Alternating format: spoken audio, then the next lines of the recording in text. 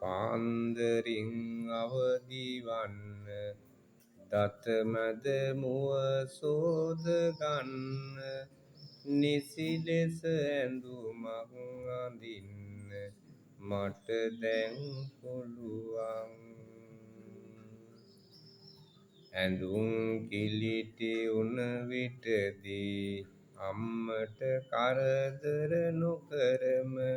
ඒව සුදට සෝද ගන්න මට දැන් පුළුවන් ගෙදර මිදුල අමදින්නට මල් දාලා සරසන්නට වතුර ඇදල පුරවන්නට මට දැන් පුළුවන් වට්ටියකට මල් නෙලන්න කෙන්ඩියකට පැන් පෙරන්න